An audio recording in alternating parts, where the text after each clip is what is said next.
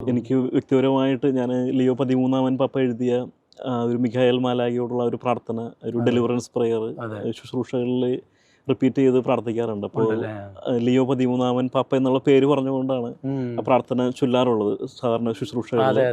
അപ്പോൾ അങ്ങനെ ഒരു ബന്ധം ലിയോ 13 പപ്പയെക്കുറിച്ചുള്ള എൻ്റെ ആദ്യത്തെ ഒരു ഓർമ്മ.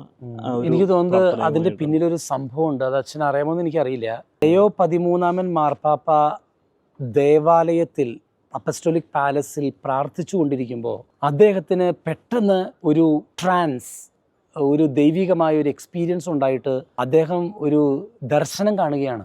ഈ നഗരം നശിപ്പിക്കുവാൻ വേണ്ടി ഒരു തിന്മയുടെ ശക്തി അതിശക്തമായിട്ട് വരുന്ന സമയത്ത് മിഖായേൽ മാലാഖ വാള് പിടിച്ചിട്ട് ആ തിന്മയുടെ ശക്തിയെ തകർക്കുന്നതായിട്ടാണ് അദ്ദേഹം പെട്ടെന്ന് കാണുന്നത്. അപ്പം തിരുസഭയെ നശിപ്പിക്കുവാനായിട്ട് ഒരു തിന്മയുടെ ശക്തി ഇറങ്ങി വരുന്ന ആ ഒരു ദർശനം കണ്ടു കഴിഞ്ഞപ്പോൾ ഈ ലിയോ 13 മാർപ്പാപ്പ പെട്ടെന്ന് പ്രാർത്ഥിച്ച് ദേവാലയത്തിൽ നിന്ന് ഓടി അദ്ദേഹം കൊമ്പോസ് ചെയ്ത പ്രാർത്ഥനയാണ് വിശുദ്ധ മിഖായേൽ ദൂതനോടുള്ള പ്രാർത്ഥന.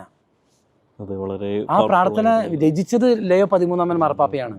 ആ ദർശനം, ആ ഒരു വെളിപ്പെടുത്തലുകൾ സ്വർഗത്തിൽ നിന്നും മാർപ്പാപ്പയ്ക്ക് കിട്ടിയപ്പോൾ എഴുതി വെച്ചൊരു മാത്രമല്ല, ആ പ്രാർത്ഥന എനിക്ക് തോന്നുന്നത് 2ാം വത്തിക്കാൻ കൗൺസിൽ വരെ മുടങ്ങാതെ കുർബാനകൾക്ക് ശേഷം അത് ചൊല്ലിയിരുന്നു.